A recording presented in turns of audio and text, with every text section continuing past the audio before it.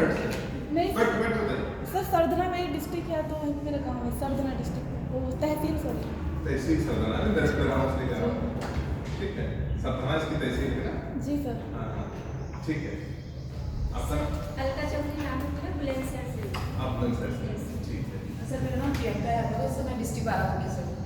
हाँ सर रानी सागर, मैं पीलीभीत से हूँ। हाँ सर मेरा नाम दिशा है, मैं डिस्ट्रिक्ट कन्नौज से हूँ।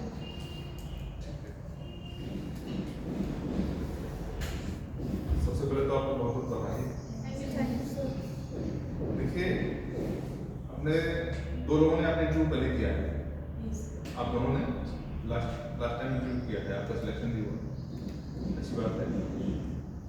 आप लोगों को भी कोई इंटरव्यू किया कि नहीं किया? No sir. फर्स्ट टाइम है, जी। ठीक है। इसमें अभी भी 2 सब्जेक्ट हैं या नहीं, एक सिर्फ एक सब्जेक्ट कर दिया है, ठीक है। तो आपके ग्रेजुएशन में जो सब्जेक्ट था उनमें से सब्जेक्ट रखा है या चेंज किया है? सर मेरा सेम है, आपका पॉलिटिकल सेम है और सर मेरा चेंज है।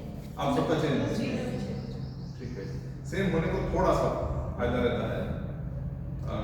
देखिए, आपको आइडिया होगा इंटरव्यू देने गए हैं तो आपका जो डिटेल है, कहाँ के रहने वाले हैं, आपका क्या नाम है, फादर्स नेम क्या है, ये डिटेल वहाँ नहीं जाता है, ठीक है। कोडिंग से आपका इंटरव्यू होता है। तो एक तो अपने दिमाग से ये निकाल दीजिए कि किसी तरीके से वहाँ कोई बायस करना है, बिल्कुल, चाहे रिलीजन बेस्ड हो, कास्ट बेस्ड हो, जेंडर बेस्ड हो, ये अपने दिमाग से बिल्कुल निकाल दीजिए। दूसरा ये बिल्कुल निकाल दीजिए कि आप किसी से कमजोर हो, ठीक है। अपने को या बोर्ड यही अपेक्षा करता है कि कैंडिडेट हमारे सामने आया है वो एसडीएम के लिए आया है, उसके अलावा कोई दूसरी अपेक्षा करके आपसे बातचीत नहीं करता है। और यही आपसे अपेक्षा है कि आपको अपने को ये मान के चलना है कि हमें एसडीएम के लिए इंटरव्यू के लिए जा रहे हैं और किसी के लिए नहीं जा रहे हैं। इन जनरली ये होता है कि आपसे क्वेश्चंस पूछे गए होंगे जो इंटरव्यू किए हैं, या आपने जो पढ़ा होगा, बच्चों से डिस्कस किया होगा, उससे भी आइडिया लगा होगा कि आप एसडीएम हो जाएंगे तो इस सिचुएशन को कैसे हैंडल करेंगे, आप क्या क्या करेंगे, या आप एसडीएम क्यों बनना चाहते हैं, या जिलाधिकारी क्यों बनना चाहते हैं, या आप सिविल सर्विस में क्यों बनना चाहते हैं। सिविल सर्विस का मतलब सीधा सीधा है कि एसडीएम क्यों बनना चाहते हैं। बाकी सेकेंडरी चीजें हैं कि वो डिप्टी एसपी बनता है, सब स्टार बनता है और वीडियो बनता है, क्या बनता है, वो अलग चीज है। बट बोर्ड का कंसर्न भी इसी बात से है कि आप डिप्टी कलेक्टर बनने जा रहे हैं, आप भी इसी बात के लिए जाते हैं कि आपको डिप्टी बनना है, ठीक है। आप डिप्टी एसपी हो गए, बहुत अच्छी बात है, बट आपका भी आगे तैयारी इसी पर्पज से है कि आपको डिप्टी कलेक्टर बनना है और कोशिश भी करनी चाहिए। हटा दो ऊपर। ठीक है, तो कुछ इश्यूज होते हैं। देखिए, वो वहाँ पे इस बात पे कभी डिस्कस करने की कोशिश नहीं करते हैं कि आपका मतलब सब्जेक्ट में क्या नॉलेज है। ये तो जो नॉलेज का इशू था वो तो हो चुका है, आपने रिटन क्वालिफाई कर लिया है। अच्छा, इस बार अच्छी बात है कि वैकेंसी कम है। वैकेंसी जब भी कम होंगी, ठीक है, एक क्वालिटी सिलेक्शन होता है हमेशा कि अच्छे बच्चों का सिलेक्शन होगा। और मैं उम्मीद करता हूँ कि जो यहाँ पे बच्चे, इसमें कई एसडीएम होंगे, जितना बात है, इसमें कोई दौरा नहीं कि जब भी वैकेंसी कम होगी सिलेक्शन अच्छा होगा, ठीक है। और उनके पास भी टाइम अच्छा होता है कि वो अच्छा से डिस्कस कर सकें। पता चला कि 1000 के आसपास वैकेंसी है और 4-5 हज़ार कैंडिडेट इंटरव्यू के लिए क्वालिफाई किए, तो फिर बहुत चीज़ें फास्ट हो जाती हैं। ऐसा लगता है कि हमारे ऊपर एक वर्क है जो कंप्लीट करना है। जब कम कैंडिडेट होते हैं तो बहुत इंटरेस्ट लेके हर चीज़ डिस्कस होती है, बात होती है। आपको सबसे पहले ये देखना है कि किसी तरीके का आपके ऊपर टेंशन नहीं होना चाहिए। हम कोशिश करते भी हैं, लेकिन कई बार वो हमारे नियंत्रण से बाहर भी हो जाता है। हम कोशिश करते हैं हम किसी तरीके से स्ट्रेस ना लें, बट हो जाता है। जब हम थोड़ा प्रैक्टिस इस तरीके से मिरर के सामने बैठ के करके देख लीजिएगा कि डिस्कस करते, सामान्यतः डिस्कस हमारे चेहरे पे वो आ जाता है, स्ट्रेस आ जाते हैं, ऐसा लगता है बहुत परेशान से। ये नहीं आना चाहिए, एकदम सिंपल सा होना चाहिए, गंभीरता होना चाहिए। ये प्रैक्टिस करके देख लीजिए। कई ये हमारे नेचर में होता है कि हम बहुत भी कोशिश करते हैं पूरी तरीके से उसको हम खत्म नहीं कर पाते, लेकिन हाँ उसको कम जरूर कर सकते हैं। तो इसको जरूर देख लीजिएगा कि क्या हम इन जनरल डिस्कस करने में या हम कहीं हाइपर तो नहीं हो जाते हैं। और एक विषय है कि हम जब सामान्यतः जब डिस्कशन हो रहा है तो ये करने की कोशिश नहीं करना चाहिए कि हम जो बोल रहे हैं वो सब कुछ सही है। कई बार ऐसा होता है कि हम ठीक है, हम पूरी तरीके से सही है, बट हमें जिद नहीं करनी चाहिए। होता क्या है कि देखिए सामान्यतः ये होता है कि जब आप एज एसडीएम काम करेंगे तो आपको कोड वर्क भी करना होता है। तो आपके नीचे नायब तहसीलदार काम करते हैं, तो उनका कोई जजमेंट हुआ, उसकी अपील आपके यहाँ होती है कि वो आपके पास पावर है कि आप उसको दोबारा उसको देखते हैं, देखते हैं कि सही जजमेंट है तो मान लेते हैं उनका ऑर्डर ठीक है, आप वो ऑर्डर पास कर देंगे। यदि सही नहीं है तो आप रीजन का डिटेल देते हुए कि हम इस ग्राउंड पे इसको नहीं मानते हो और इसका ऑर्डर ये होना चाहिए, आपका ऑर्डर हो गया। तो नायब तहसीलदार का ऑर्डर आपने चेंज कर दिया। अब आपने जो ऑर्डर किया वो जरूरी है वो सही है, अगला बंदा फिर जो है उसका अपील में जाता है, रिवीजन में जाता है। अपील आपके पास होती है, फिर रिवीजन होता है, वो कमिश्नर साथ में आ जाएगा कलेक्टर के।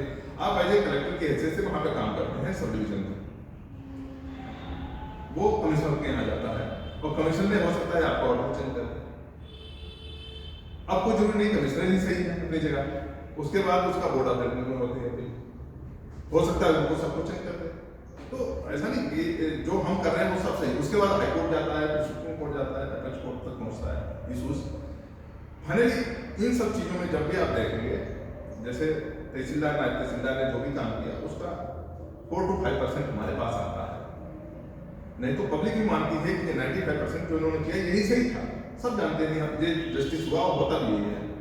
जो 5-6% होता है वो छन के हमारे पास आता है, लगता है कि हाँ इसके साथ इनजस्टिस हुआ है। उनमें से भी कुछ मामलों में ऐसा होता है कि चेंज होते हैं ऑर्डर, नहीं तो सामान्यतः वो सही होते हैं, फिर उसके बाद उसी रेशियो में आगे जाता है, धीरे धीरे ऊपर संख्या कम होती चली जाती है, मेजर चीजें नीचे डिसाइड होती हैं।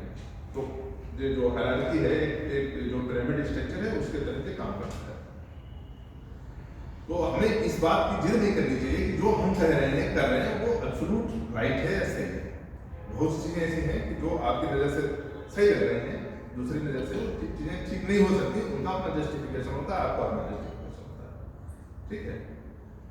अब वो जब डिस्कशन वहां पे होता है, सामान्यतः वो यही कोशिश करते हैं जो कैंडिडेट हमारे सामने आया है वो सबसे best candidate, best suitable candidate है, और हमसे कोई चीज इसकी जानने से कहीं छूट नहीं जाए। वो हर तरीके से कोशिश करते हैं कि हम वो हर चीज आपसे निकालने की कोशिश करते हैं कि एडमिनिस्ट्रेशन में किस तरीके से काम करेंगे, इनका डिसीजन मेकिंग कैसा होगा, ठीक है, पब्लिक से बिहेव कैसे करेंगे, बहुत जल्दी परेशान तो नहीं हो जाएंगे। चीजें आप क्वेश्चन आंसर बता रहे हैं, कई बार होता है 4-5 क्वेश्चन पूछेंगे, आपने उनका आंसर नहीं दे पा रहे तो हम परेशान हो जाते। आप 10-20 क्वेश्चन में नहीं बता रहे तो भी कोई दिक्कत नहीं है, लेकिन आप परेशान होंगे, कोशिश यही करेंगे आपसे निकालने की। पहले तो आपसे आपकी हॉबीज के बारे में पूछ लेंगे, ठीक है, आप कहाँ के रहने वाले हैं उसके बारे में पूछ लेंगे, सो दैट आपसे बेसिक चीजें जानना शुरू करेंगे, जिससे कि आपका थोड़ी देर के लिए जो इतनी देर बाहर वेट करते हैं कई बार तो हमारा पल्स बढ़ जाती है, ठीक है, बीपी बढ़ जाता है, हार्ट बीट बढ़ जाती है। तो और जब हम उठ के जाते हैं तो देखते हैं सबको नमस्ते नमस्ते बोलते हैं, बैठते हैं, तो थोड़ी देर के लिए रहता है। वो ये कोशिश करते हैं थोड़ी देर फ्रेंडली एटमॉस्फेयर हो जाए और फिर हम डिस्कशन शुरू करें, सो दैट आप जो ओरिजिनल है वो आपसे डिस्कस हो शुरू हो। उसमें से कुछ इंटेलेक्चुअल बातें होती हैं, वो आपकी डिसाइडिंग फैक्टर होते हैं कि आपको मार्क्स आपको 50% के आसपास रखना है कि वो आपको 70 ले जाएगा, 80 ले जाएगा, एंड हो जाएगा, ठीक है। वो उसी में कुछ चीजें आएंगी, बड़ा इंटेलेक्चुअल चीजें होंगी, वो एकदम डिसाइड कर देंगे चीजें कि हाँ, और वो हमेशा ये 50% से शुरुआत करते हैं आपसे, वो मानते हैं ठीक है एवरेज कैंडिडेट है, 50% शुरुआत करते हैं, फिर आप जब डिस्कस शुरू होता है तो फिर उसी में चीजें बढ़ती चली जाती हैं। अब जैसे फॉर एग्जाम्पल आपसे बात करें, जैसे अभी ग्लोबल इन्वेस्टर्स मीट हुआ, ये इस पे जरूर डिस्कशन होगा। अब 5 लोग यहाँ पे हैं, आप इंटरव्यू कर रहे हैं, आप 5 लोग यहाँ पे हैं, तो ये तय मानिए कि इसमें एक ने इस पे जरूर डिस्कशन होना है, चाहे अब कोई हुआ है या अडानी का इशू है शेयर मार्केट, इन चीज़ों में जरूर डिस्कशन होना है। एक सिंपल सी बात होती है कि भाई साहब ठीक है, ग्लोबल इन्वेस्टर समिट हुआ, उसमें इतने कंट्री पार्टिसिपेट किया, इतना सारा इन्वेस्टमेंट आया, ठीक है, और गवर्नमेंट की ये पॉलिसी है, लोग आ रहे हैं, इतने डेलीगेट्स आए, ये बेसिक चीज़ है।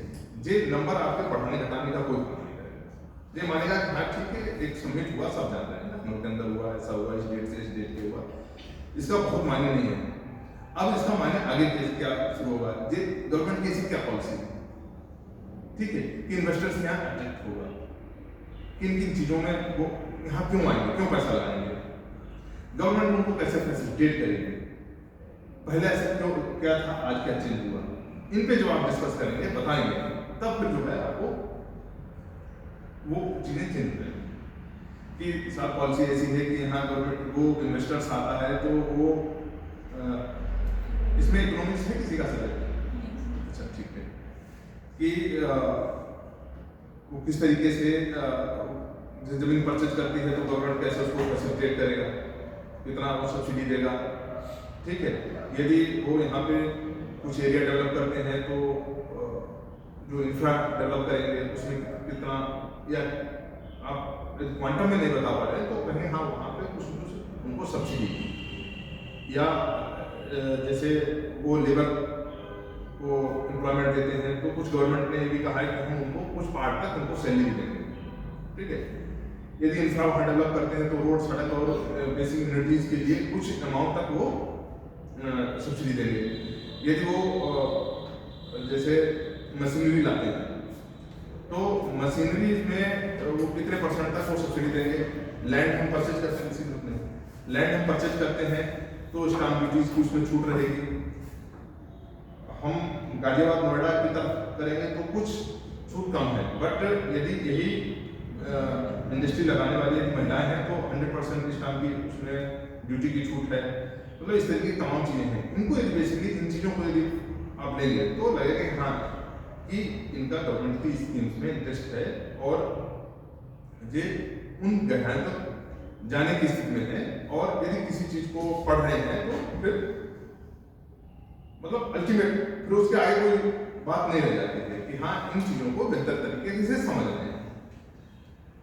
दूसरा जैसे अब चाहे अडानी इशू जो चल रहा है, हमें थोड़ा सा ये भी देखना पड़ेगा, जब हम डिस्कस करते हैं वो भी एक इशू रहता है कि हमें इस तरीके से डिस्क्लोज नहीं कर देना है, या हमारी बातचीत से ऐसा नहीं आ जाना है कि हम फला कम्युनिटी से बिलोंग करते हैं, इस पर बड़ा ध्यान रखना है, ठीक है, और गवर्नमेंट की पॉलिसीज को ऐसा क्रिटिसाइज नहीं कर देना है कि ये गलत है स्कीम्स। एक तो निगेटिव बातें अपने दिमाग में कभी नहीं रखना है कि स्कीम्स ठीक है, पॉजिटिव है। अब अडानी एक इन्वेस्टर है या एक कंपनी उसने अपनी बनाई है, वो काम कर रही है, उसमें गवर्नमेंट की भी अपनी पॉलिसी से तो कोई भी आ सकता है, कोई जरूरी नहीं अडानी ही वहाँ काम कर रहे, रिलायंस भी काम कर सकती है, और भी कंपनियां हैं, विप्रो काम कर रहा, दुनिया भर की कंपनियां काम कर रही हैं, तो उसी तरीके से ये कंपनी काम कर रही है। अब इसमें चेक एंड बैलेंस का जिसका काम है वो इसको देखना है, वो अपना काम कर रहे हैं। हमारे पास एक पूरा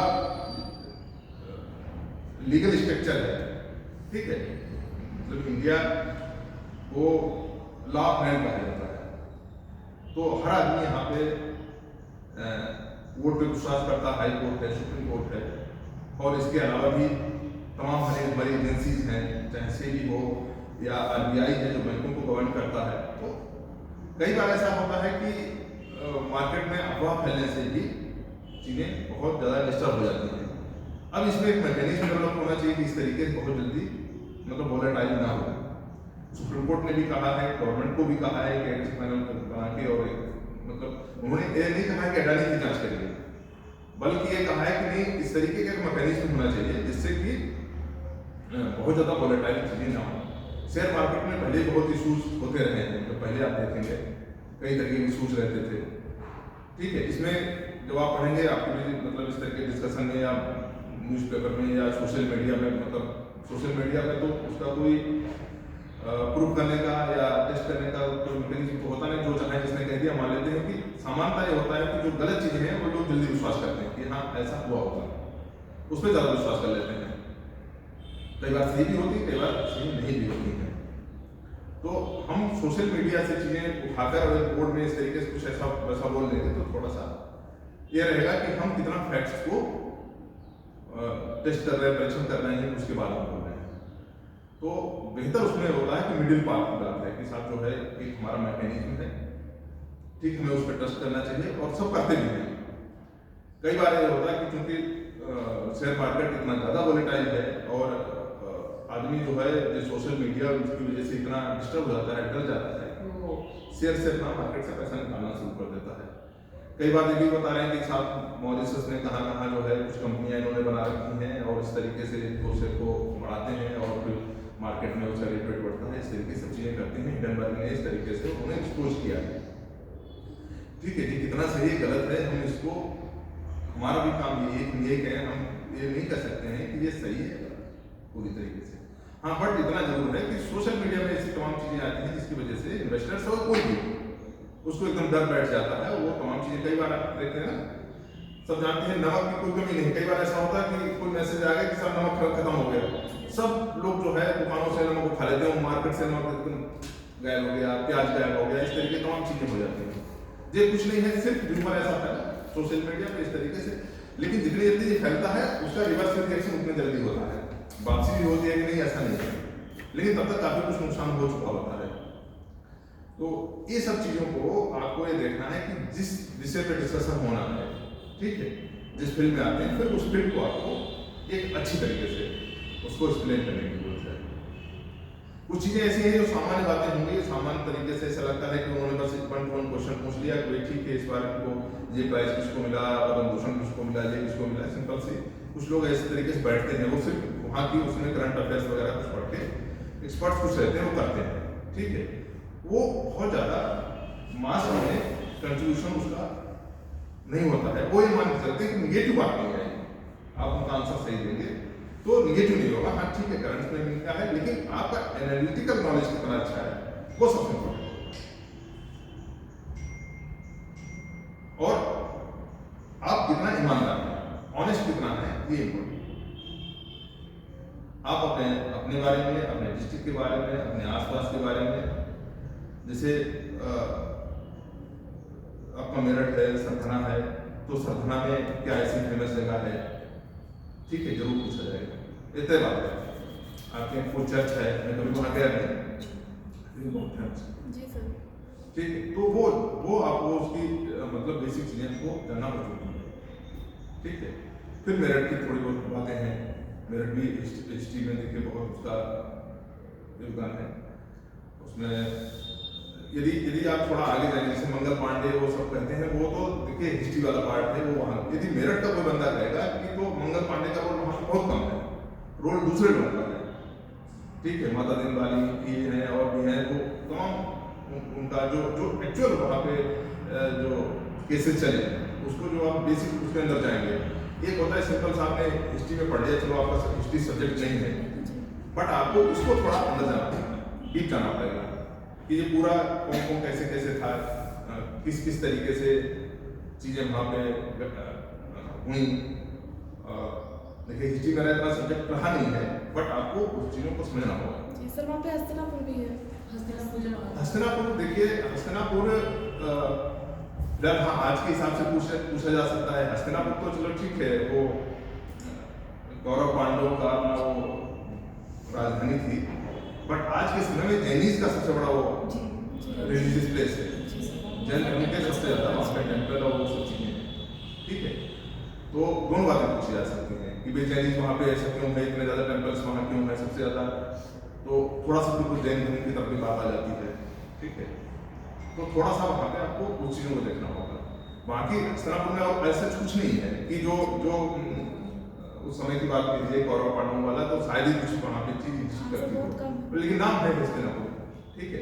ये भी कहते हैं कि ठीक है कुरुक्षेत्र में युद्ध हुआ था, तो सामने आप जाएंगे तो वास्तव में कभी कुरुक्षेत्र जाएंगे पूरा दिखेगा कि हाँ वास्तव में ये बैटलफील्ड रही हुई थी, एकदम पूरा मैदान है। कई उसके बाद भी जो मुगलों ने वहाँ पे पानीपत का युद्ध हुआ, वो वही जगह है ना कुरुक्षेत्र जिसको बोलते हैं, तो तराइन का पानीपत वो सब लगभग वही इस पे जगह है।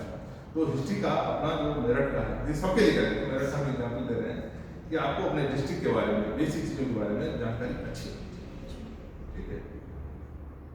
और जब हम बात जैसे करना शुरू करते हैं, आपने बताया अब तो बाराबंकी से, बाराबंकी में जैसे देवा शरीफ है, वो चीज़ें वहाँ पे जब आप जाएंगे तो वहाँ की बेसिक लैंग्वेज को भी देखना पड़ेगा। जो आप चीज़ें कभी करते हैं ना, तो यदि उन चीज़ों को आप बताएंगे, हिंदी हमारे लिए बहुत इंपॉर्टेंट है, उसके बेसिक वहाँ पे चीज़ें क्या हैं, इस चीज़ से जैसे जुड़ा हुआ है, जैसे इधर हरदोई जाएंगे ब्रज भाषा है और ये सब चीज़ें हैं, ठीक है, खड़ी बोली किधर है, हर जगह अलग अलग चीज़ें हैं, वो उन चीज़ों से कनेक्ट करती हैं। कई बार ऐसा जैसे हरदोई है, तो कहते हैं हरदोई का नाम ऐसा क्यों पड़ा है, तो कहते हैं वो राजा था और इस तरीके से वो हरिका द्रोही था, जो तो हरदोई नाम पड़ गया। बेसिक बात ये नहीं है, जो वहाँ की लैंग्वेज है, जो ब्रज और भाषा है, उसमें से इस तरीके से चीजें निकलती है, तो वो हरदोई फिर वो हरदोई को हरदोई बोलते हैं, वहाँ पे इस तरीके से निकल जाता है।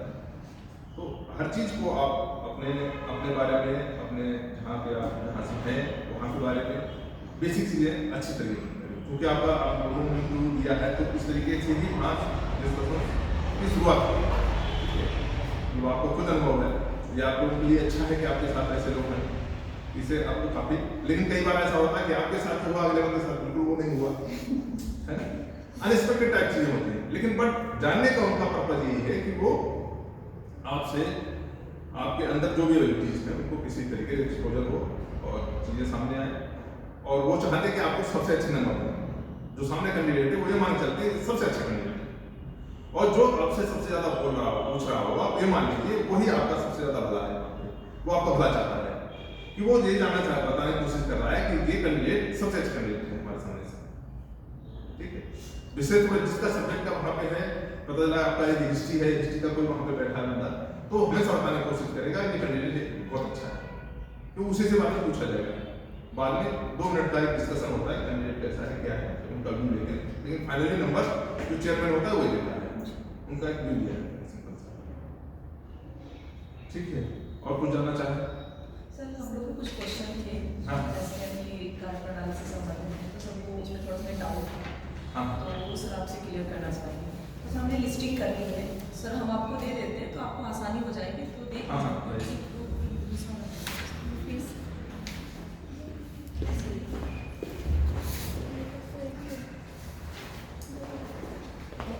अच्छा, शासकीय कार्रवाई क्या होती है, ये तो आपसे पूछा जाएगा, ये सर इसीलिए सर हम लोगों ने लिस्टिंग करी थी ठीक कि है। सर आपसे पूछेंगे। क्योंकि आप डिप्टी एसपी में सिलेक्शन है, भले अभी का आपको ट्रेनिंग नहीं आया, नहीं सर अभी नहीं। हाँ, एक्चुअली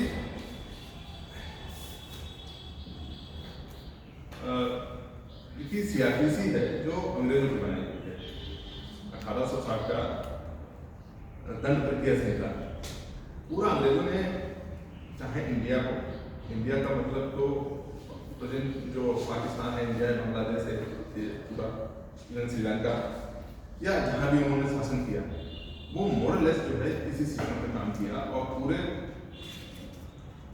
व्यवस्था को उन्होंने सीआरपीसी से ही चलाया, और उसका मेजर पार्ट है 107, 116, ठीक है।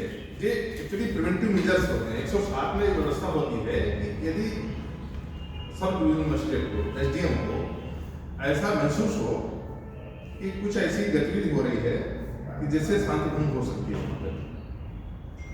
आइदर थ्रू पुलिस या उसको भी खुद ऐसा महसूस हो कि कुछ लोग यहाँ से बाहर से आ गए हैं, या कुछ हैबिचुअल क्रिमिनल्स हैं, या कुछ ऐसी घटना हुई है या हो सकती है, हो चुकी है, ऐसी हो सकती है कि जिससे यहाँ शांति भंग हो सकती है, कि झगड़ा हो सकता है, मारपीट हो सकती है। शांति भंग मतलब छोटी चीज से लेकर बड़ी चीज, कोई बड़ा एक्सीडेंट से, मतलब एक सिंपल सा एक्सीडेंट, सामान्य बातचीत, या कुछ ऐसे लोगों में रूमर है कि एक सामान्य जनजीवन नहीं चल रहा है, ठीक है।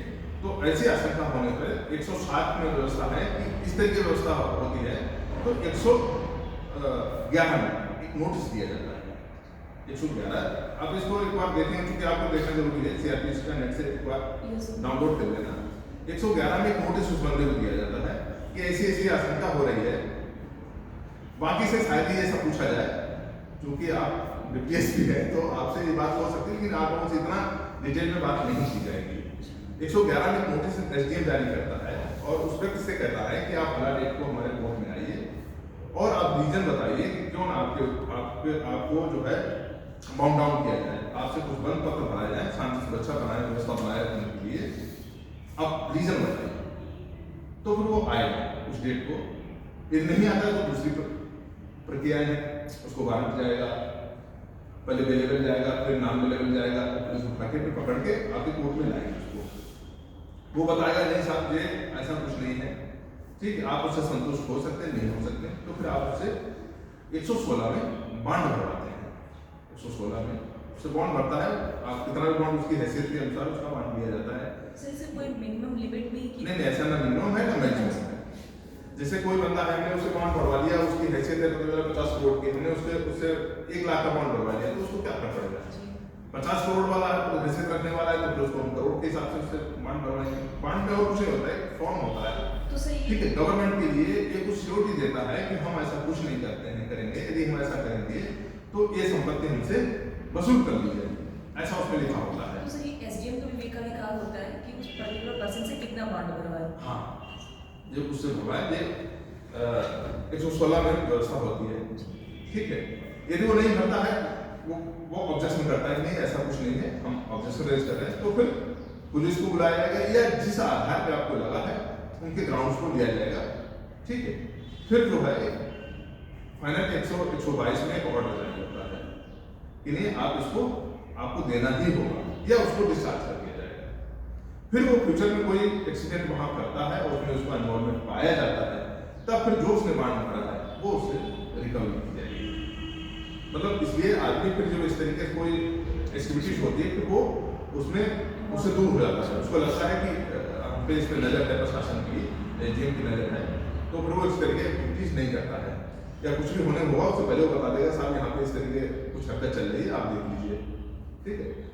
तो इस व्यवस्था के तहत पूरा जो अंग्रेजी ब्रिटिश शासन है वो इसी सिस्टम में चलता है। एक होता है 151 होता है कि जब शांति भंग का अंदेशा हो रहा हो तो बिना वारंट के, ठीक है, प्रायर कोर्ट के किसी वारंट के वो प्रिवेंटिव डिटेंशन कर सकती है, उसको अरेस्ट कर सकती है और एसडीएम के सामने उसको प्रस्तुत किया जाता है, ठीक है। तब फिर वो प्रक्रिया होती है, उससे जो है बॉन्ड भरवाया जाता है, उसको बेल दिया जा सकता है। वैसे बेलेबल होता है, ऑफेंस बेलेबल होता है 151 का, सामान्यतः बेल दे दी जाती है, कई बार बेल डिनाई भी कर दी जाती है परिस्थितियों के लिए। सर एक क्वेश्चन है सर, 107 में भी हम ये देखते हैं कि शांति भंग होने की संभावना है हाँ। सर 151 में तो फिर सर दो क्या सामने झगड़ा हो रहा है सर, दोनों में डिफरेंस क्या है? डिफरेंस ये है कि एक में अंदर से झगड़ा हो नहीं रहा है, जी वो हो सकता है, ऐसा रूमर चल रहा है इस तरीके की इलेक्शन होने वाला है, 2 पार्टियां हैं, एक इलेक्शन लड़ रहा है, ये लड़ रहा है, बट झगड़ा नहीं हो रहा है, बट ऐसा लग रहा है दोनों पार्टियों के बीच में ऐसी स्थिति कसीदगी है कि किसी दिन झगड़ा कर सकते हैं, तो दोनों को बॉन्ड किया जाता है, इसको भी किया जाता है, इसको भी किया जाता है। 151 जब वहां पे झगड़ा शुरू हो गया, अब लगा कि इसको अरेस्ट करना जरूरी है, ऐसा लगा कि हाँ चाहे आइदर एसडीएम या पुलिस, एसडीएम को भी लगता है कि वहां गया, उसने देखा कि इनका आपस में झगड़ा मतलब शुरू हो गया या होने की एकदम गुंजाइश है, इवन जो है हाथ शुरू कर दिया, मारपीट, जैसे पता चले आप गए वहां पे कुछ जमीन पर खाली वाली कराने, ठीक है, चक्रोड़ है, खेत है, अवैध कब्जा है, कुछ भी है, अब देख लीजिए कुछ लोग ज्यादा प्रोसेस से झगड़ा करने की स्थिति में है, तो आप उसको तुरंत वहां से अरेस्ट कर लेंगे, करने का अधिकार है विदाउट एनी वारंट, ठीक है। सर एक क्वेश्चन और इसी से रिलेटेड है सर, हमने देखा कि मीडिया के द्वारा ज़्यादातर हाईलाइट किया जाता है कि 107 116 की सबसे ज़्यादा मिसयूज किया जाता है पुलिस के द्वारा, तो सर ऐसा क्यों है? देखिए क्यों करते हैं? देखिए देखो मिसयूज का तो जो इशू है ये डिपेंड करता है, ठीक है, ये डिपेंड करता है कि हमारे साथ में जो हमारा सब इंस्पेक्टर काम कर रहा है, हमारे एसएचओ काम कर रहे हैं, वो किस तरीके से, ये तो पर्सन टू पर्सन डिपेंड करता है, किसी के प्रेशर का इशू नहीं होता है, बट अंदेशा एक ऐसी चीज है ना जो बहुत ब्रॉड एरिया को खोलता है। हमें महसूस हुआ कि ऐसा शांति भंग हो सकती है, अब कल को नहीं हुई तो आप अपनी जगह रख नहीं थे, अब आपका इंटेंशन क्या है? आपका इंटेंशन है कि नहीं हम बेवजह किसी को नहीं परेशान करना है, फिर कई बार क्या होता है कि एक वहाँ पे कोई कांस्टेबल गया, इलेक्शन होने वाला है, उसको लगा कि हाँ ये पार्टी है। कई बार देखा जो 80+ वाले बुजुर्ग लोग हैं उनके भी नाम, जो 10-12 साल के बच्चे हैं उनके भी नाम, जो लोग वहाँ नहीं रहते हैं उनके भी नाम, इस तरह की कुछ जब बातें आ जाती हैं, जब ध्यान नहीं देते हैं, तो फिर हमारा वहाँ पे क्रिटिसिज्म होता है। तो ये चीज़ें नहीं होनी चाहिए। जो काम हो रहा वो उसमें ग्रेविटी होनी चाहिए। कितना हम ध्यान देकर कर रहे हैं तो फिर कोई ऐसी समस्या नहीं। मिसयूज का सिंपल से इस तरह के कुछ ग्राउंड्स पकड़ लेते हैं और फिर जो है वो उसको मीडिया हाईलाइट करते हैं कि देखिए वो तो उस बंदा है ही नहीं, तो गाँव में 10 साल पहले नहीं है या उसकी डेथ हो चुकी है। कई बार क्या होता है, लास्ट ईयर का रजिस्टर उठा के देखा, इस गाँव में इतने 7-16 हुए थे, इलेक्शन आ गया तो उठाया, उन्हीं के नाम चेक किए, उसमें कई लोग पहले मर चुके हैं या वहाँ नहीं रहते हैं। ठीक है, उसने कहीं देख लिया कोई बच्चे का नाम किसी ने बता दिया, जैसे वहाँ पे गए गाँव बैठे, किसी ने पूछ लिया बताओ 6 घंटे 10 इस पार्टी 10 नाम बताओ। ठीक है, उसने नाम गिना दिए, तो ये नाम लिख लीजिए। वो पता चला उसमें कोई बच्चा है, कोई 10 साल का है, 15 साल का है, इस तरीके। तो फिर हमारी जो लंबी एक्सरसाइज है, जो हमारा पता चला 99% हम सही काम कर रहे हैं, वो उसको 1% हमारी गलती की वजह से उसको पास आउट कर देता है। तो वहाँ पर ध्यान रखने की जरूरत है। मिसयूज ऐसे इसी तरीके से चीजें होती हैं। फिर इसको बहुत लोग सीरियसली नहीं लेते हैं। बल्क में जब हम करते हैं तो इन चीज़ों को बहुत लोग सीरियसली लेते हैं। फिर ठीक है, नोटिस आया, फिर इलेक्शन हो जाएगा, फिर उसका खत्म हो जाता है, कोई वहाँ घूमने गया नहीं गया। ठीक है, हम बल्क में जब कर देते हैं, पता चला कि हमने उठाया 25,000 लोगों का 7-16 कर दिया। ठीक है, तो फिर वो ग्रेविटी खत्म हो जाती है। ग्रेविटी तभी रहेगी जब हम सिलेक्टेड और पूरा एक्सरसाइज करेंगे उन चीज़ों को। ठीक है, अगला आपका कहना है एसडीएम किस एक्ट के तहत पावर मिलती है, आईपीसी या सीआरपीसी? एक्चुअली सीआरपीसी में ही है, आईपीसी में भी कुछ चीजें हैं। आप इसमें सीआरपीसी में जो सब डिविजनल मजिस्ट्रेट का, उसी में 1973 जो हमारा सीआरपीसी है, उसी में इस वर्ड को यूज किया गया है। सब डिविजनल मजिस्ट्रेट, वहाँ पे आपका एग्जीक्यूटिव मजिस्ट्रेट जहाँ पे वर्ड आएगा वो एसडीएम है। तो चाहे 7-16 हो, ठीक है, जो प्रिवेंटिव मेजर्स हैं ये सब उसमें आ जाते हैं। 133 है, 145 है। 133 मतलब public nuisance. Public nuisance means हाँ, तालाब हो, कई तरह के न्यूसेंस वाली बात आती है। जैसे कोई पोल्यूशन भी कर रहा है, कहीं से रोड इंक्रोच कर दिया है, पब्लिक मतलब पब्लिक एट लार्ज जहाँ अफेक्ट होती है वो पब्लिक न्यूसेंस में आ जाता है।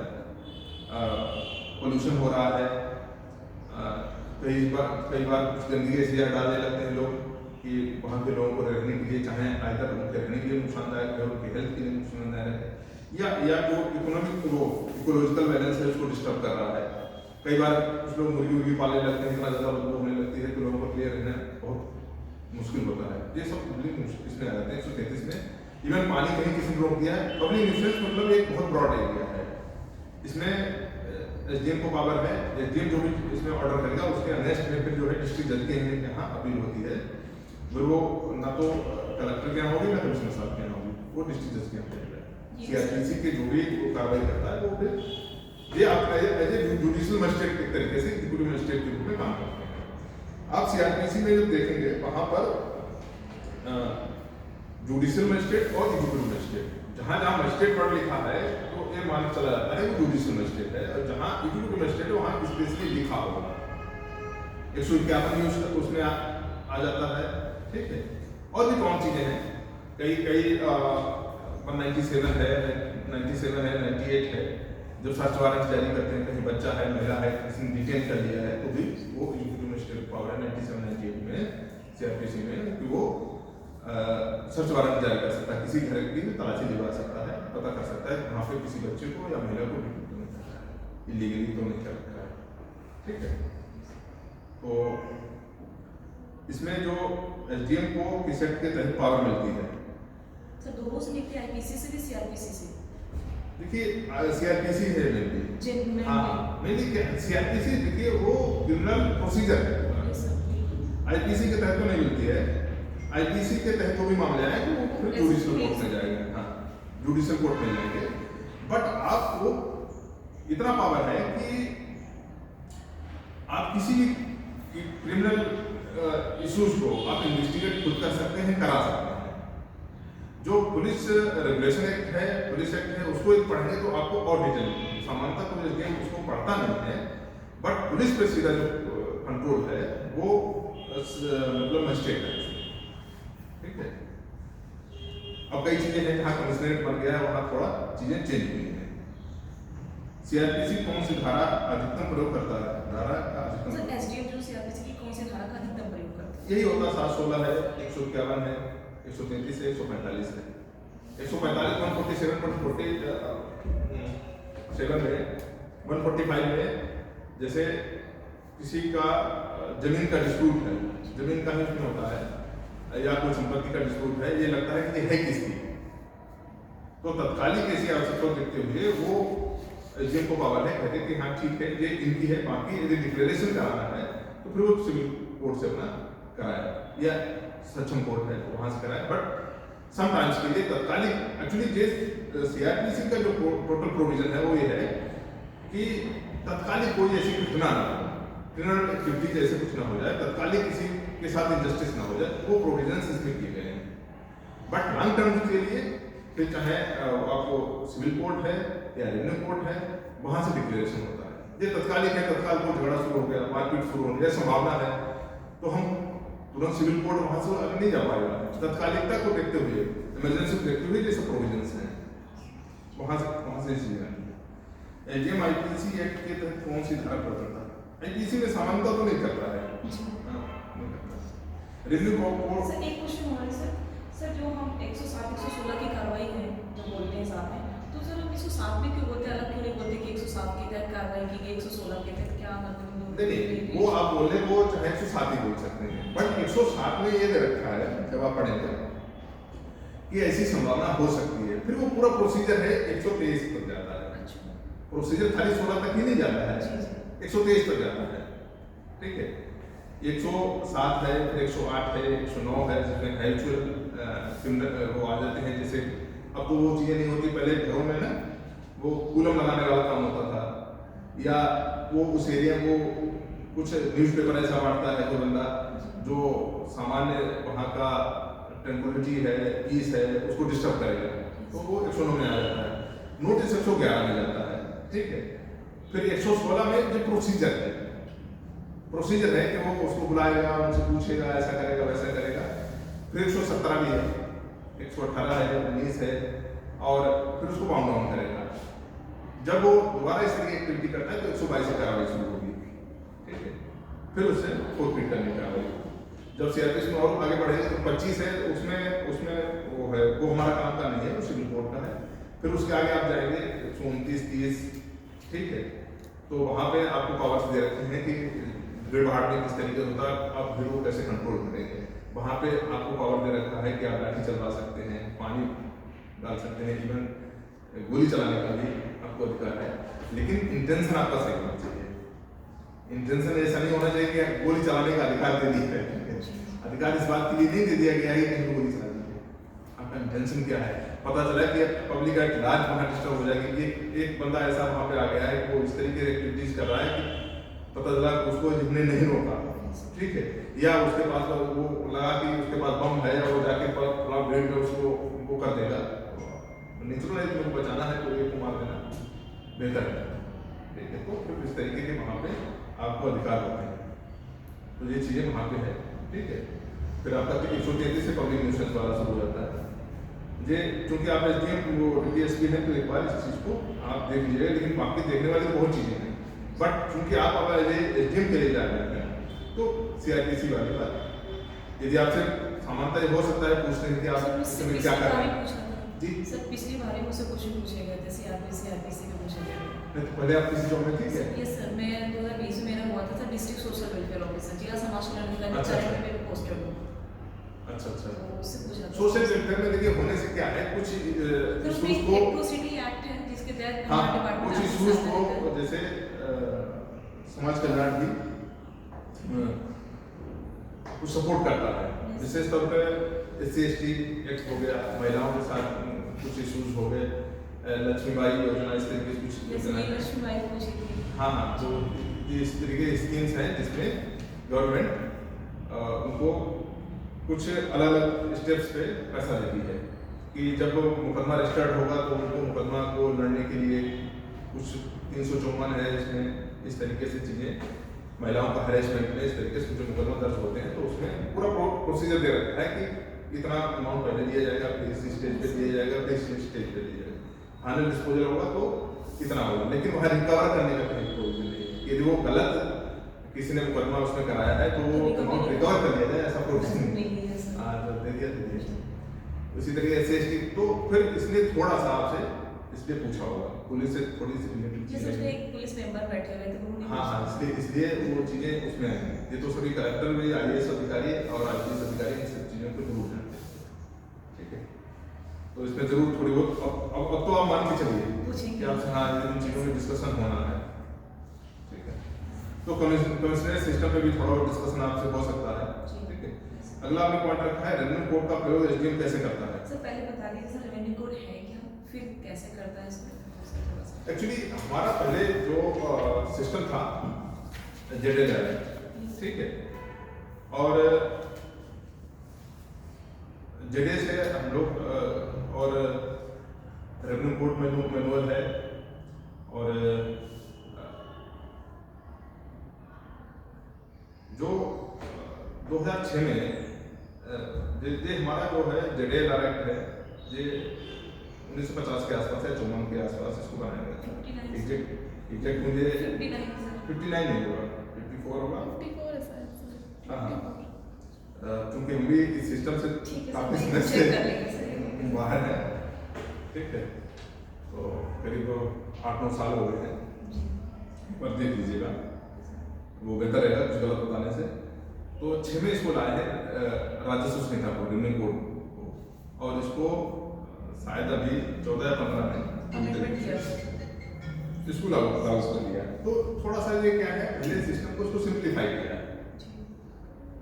चाहे हमारा रेवेन्यू कोड की जो प्रोसीजर था, चाहे जमीन की पैमाइश के इशूज थे, पहले आज भी है, पहले थोड़ा टफ था चीजें, थोड़ा सिंप्लीफाई किया।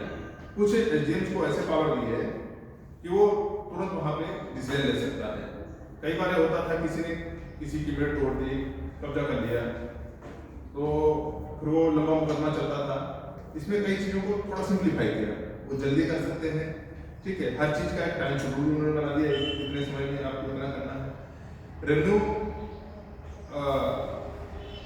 कोर्ट जो मुकदमे हैं, ठीक है, इसका RCMS revenue court management system एक बनाया है, उसको बहुत ही मतलब सिंप्लीफाई किया है उसी के तहत। और हर चीज़ को हम सिस्टम पे ले आए हैं, कंप्यूटर पे ले आए हैं। जैसे ही कोई उसमें ऑर्डर होता है तुरंत हमें हम सिस्टम पे दे सकते हैं कि हमारी जमीन क्या स्थिति है, स्टेटस क्या है, ठीक है। तो इन चीज़ों को बहुत मतलब एक तरीके से सिंप्लीफाई किया है इसमें। पहले थोड़ा टफ था, इजी किया है, और कई चीज़ों को एक साथ उन्होंने मर्ज किया है। तो ये रेवेन्यू कोड को इस तरीके से ये कर रहे हैं। इसमें तहसीलदार बहुत चीज़ें,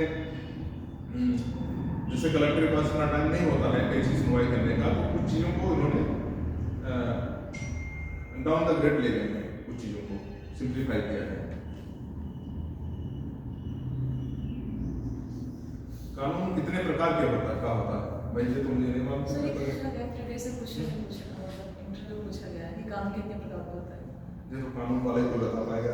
ठीक है सर, मैं इसको देख एसडीएम बनकर क्या क्या करेंगे।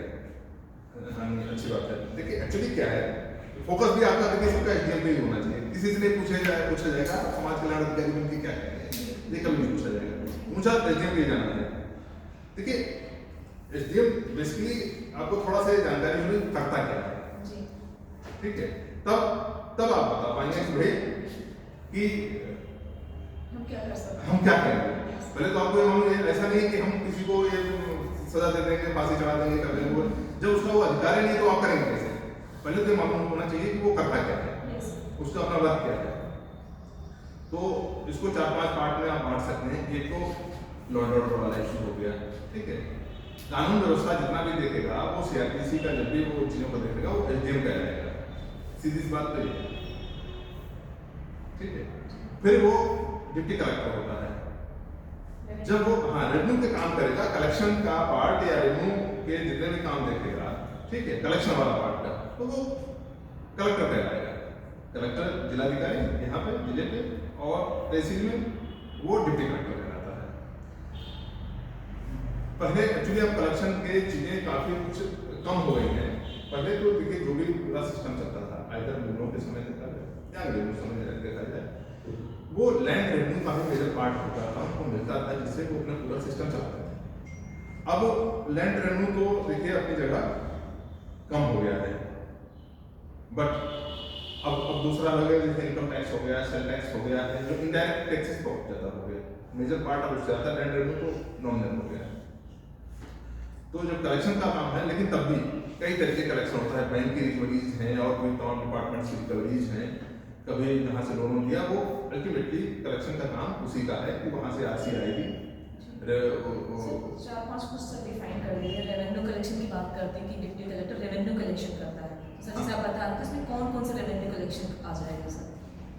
वेरियस टाइप के कलेक्शन होते हैं। एक लैंड रेवेन्यू होता है, ठीक है, एक सिंचाई का भी होता है, इरिगेशन ड्यूज के भी होते हैं, ट्यूबवेल है और इसका नहर का सिंचाई का भी कलेक्शन होता है, ठीक है। अगला आता है बैंकों की, हाँ, जितनी बैंक है इनकी सबकी रिकवरी बैंक सीधे नहीं करता है, वो तहसील का एसडीएम के माध्यम से ही उनकी वसूली होती है। जैसे बिजली का है, खनन की ड्यूज है, इवन और मिसलेनियस, जैसे कोर्ट ने कोई ऑर्डर कर दिया, कोर्ट ने पैसा नहीं जमा किया, भले डिस्ट्रिक्ट कोर्ट का है, मोटर एक्सीडेंट में जैसे किसी पे वहाँ पेनल्टी लगी, अब उसको कर दिया भाई आप अगर इस डेट तक आप पैसा जमा करिए, नहीं तो फिर वो कोर्ट से वसूल करने नहीं जाता है, तो वहाँ से आरसी भेजता है, तहसील में भेजता है, फिर हमारा काम है हम उसको वसूल करें। किसी भी तरीके के ड्यूज हैं, ठीक है, वो जो है डिप्टी कलेक्टर उसको वसूल कर सकता है, पूरा उसका प्रोसीजर दिया हुआ है, कलेक्शन मैनुअल होता है, उसमें पूरा उसका प्रोसीजर दिया है, वो उस तरीके से हमारे उसमें दिया होगा जो हमारा जो राजस्व संहिता नहीं, उसमें नहीं है, उसमें नहीं है, इसका कलेक्शन मैनुअल है।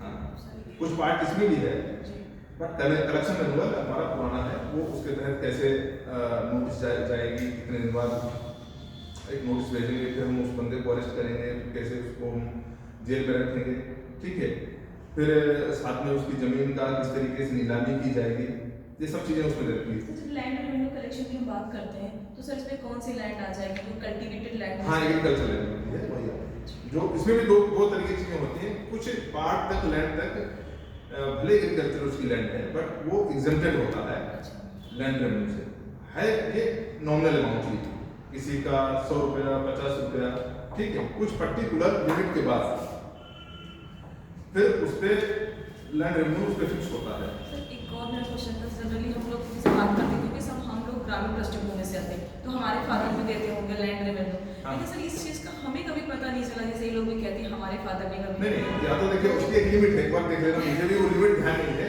उसके ऊपर ही जब जाएंगे शायद एक सही 1/5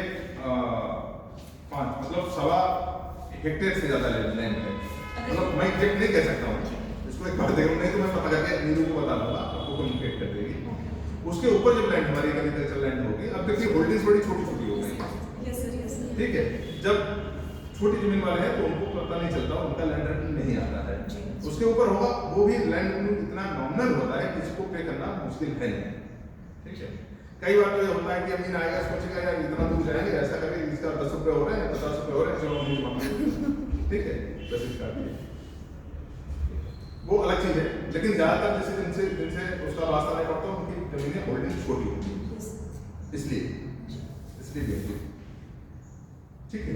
हाँ, तो बात कलेक्शन कर रहे थे, तो इस तरीके के कई तरीके कलेक्शंस हैं, वो हम उनको रिकवर करते हैं, तो वो डिप्टी कलेक्टर कहा जाता है। अब आता है उप जिलाधिकारी। उप जिलाधिकारी क्या है, गवर्नमेंट की तमाम स्कीम्स हैं। सर मेरे आपको क्वेश्चन से ये चल रहा था कि एसडीएम क्या क्या कर सकता है, तो एक पॉइंट हो गया था लैंड ऑर्डर वाला, हाँ, साथ में ये भी मैं आपको बताया कि वो वहाँ पे एसडीएम कहलाएगा। ओके सर, जब दूसरा कलेक्शन की बात जब हम करते हैं तो वहाँ पे डिप्टी कलेक्टर कहलाएगा, कलेक्शन का काम करता है, काम ही बता रहे उसका पद ही बता रहे हैं आपको। तीसरा है वो उप जिलाधिकारी, गवर्नमेंट की तमाम सी स्कीम्स आती रहती हैं, ठीक है। सर एसडीएम और उप जिलाधिकारी में कुछ डिफरेंस होता है क्या? हाँ, वही बता रहा हूँ, एसडीएम जो बता रहा है उसको सब डिवीजन मजिस्ट्रेट बोलते हैं, सब डिविजन मजिस्ट्रेट है, सीआरपीसी में जब वो जो लॉ एंड ऑर्डर वाले से काम देख रहा होगा तो वो एज ए एसडीएम फंक्शन करता है। ठीक है सर एसडीएम को हिंदी में तो शायद उप जिलाधिकारी ही बोलते हैं। नहीं नहीं सब नहीं, सब डिवीजन मजिस्ट्रेट जनरली हम लोग को नहीं पता होता तो वो खंड मजिस्ट्रेट कह सकते हैं जी। वो खंड मजिस्ट्रेट।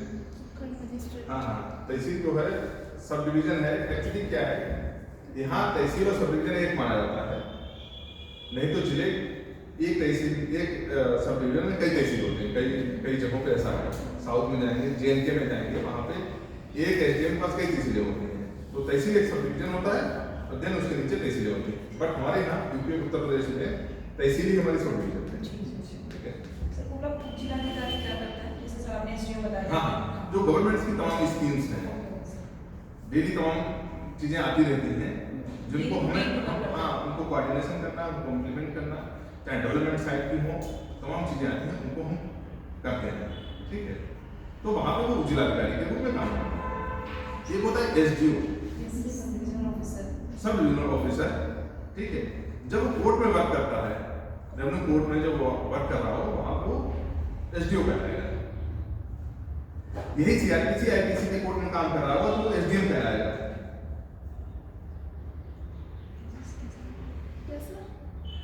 उसी कोर्ट में काम करते हुए ये जो CRPC IPC के काम देख रहा है, CRPC में मतलब 107-16, 151, 133, 145 के जो काम दे रहा है उससे काम 98 देख रहा है। ठीक है, तो वो SDM कहलाएगा। वही कोर्ट में उसी कुर्सी पे बैठकर, ठीक है, वो SDO कहा जाएगा। जब वो कोर्ट में ऑर्डर करेगा तो खंड अधिकारी होगा जब वो रेवेन्यू कोर्ट के मामलों को डिसाइड कर रहा होगा। सर रेवेन्यू कोर्ट वाला मैटर देखा तो SDO हो जाएगा, अदर जो CRPC की धारा है जैसे 107, 116 हाँ। तो सर वो SDM हो जाएगा।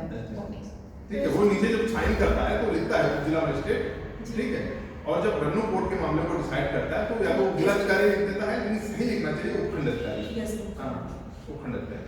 कॉम्प्लिकेटेड प्रोसेस क्यों दिखती है कि फिर इतना वो सब हो जाता है, कोई दिक्कत नहीं है। एक्चुअली सर हम लोग को बहुत डिफिकल्ट लगता नहीं नहीं, आपको लगेगा जब आप करेंगे आपको कई बार ऐसा होता है कि सभी जानकारी आपको जब पता चल जाएगा कि एसडीएम क्या क्या कर सकता है तो आप खुद बहुत परेशान हो जाएंगे। ठीक है, जब मतलब सही बात यह है कि इस सोसाइटी को सही तरीके से, देखिए सोसाइटी का भी हमारे तरफ सर ये बहुत ब्रिटिशर्स ने बना करके सिस्टम पूरा डेवलप कर दिया था। सर हमें इसको थोड़ा सा चेंज नहीं करना चाहिए करंट सिनेरियो में। देखिए नहीं, करंट सिनेरियो बहुत कुछ हम कर भी रहे हैं जी बहुत। देखिए ऐसा नहीं है कि देखो बहुत चीजें रिलेवेंट नहीं है, बहुत चीजें रिलेवेंट हैं। बट सर पब्लिक को भी तो समझ में आना चाहिए, जैसे सर जो हम वर्किंग देखिए बहुत चीज़ों को कंप्राइज की है, बहुत चीज़ें सिस्टम को उस पर लाए हैं, बहुत चीज़ें सिंप्लीफाइड भी की हैं।